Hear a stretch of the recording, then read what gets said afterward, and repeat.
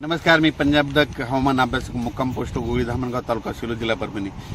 तर सर्व शेतकऱ्याला पहिले आनंदाची बातमी, कारण की राज्यामध्ये या बार्शी तालुक्यामध्ये म्हणजे ह्या भागामध्ये सोयाबीन शेतकऱ्याचं काढायला आले म्हणून 12 तारखेपासून तर जवळपास 19 तारखेपर्यंत या भागातील पाऊस उघडणार आहे. म्हणून या बार्शी तालुक्यातल्या म्हणजे धाराशिव जिल्ह्यासाठी आनंदाची बातमी.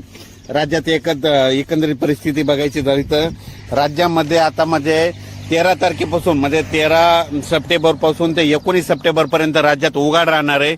ज्या शेतकऱ्याचं सोयाबीन आलेलं असेल तुम्ही काय करा, हे 8-10 दिवसात काढा, एक दिवस ऊन द्या, नंतर त्याच्यानंतर झाकून ठेवा, म्हणून हे अंदाज लक्षात घेता. पण त्याच्यानंतर राज्यामध्ये परत पुन्हा 20 तारखेला परत पाऊस सुरू होणार आहे, म्हणून हे देखील सर्व शेतकऱ्यांना लक्षात घेतात. पण राज्यामध्ये 12 तारखेपासून तर 20 सप्टेंबर पर्यंत हवामान कोरडं राहणार आहे. विशेष म्हणजे पश्चिम महाराष्ट्रात कोरडं राहणार आहे. त्याच्यानंतर बार्शी, धाराशिव जिल्हा, त्याच्यानंतर लातूर जिल्हा, त्याच्यानंतर सोलापूर, सातारा, सांगली, कोल्हापूर, नगर जिल्हा या भागात तर 12 तारखेपासून म्हणजे उद्या 12 पासूनच चांगलं ऊन सूर्यदर्शन होणार आहे. आणि ज्यांच्या शेतकऱ्याचा उडीद असेल, ज्यांचं सोयाबीन काढणी चालू आहे, त्यांच्यासाठी ही आनंदाची बातमी.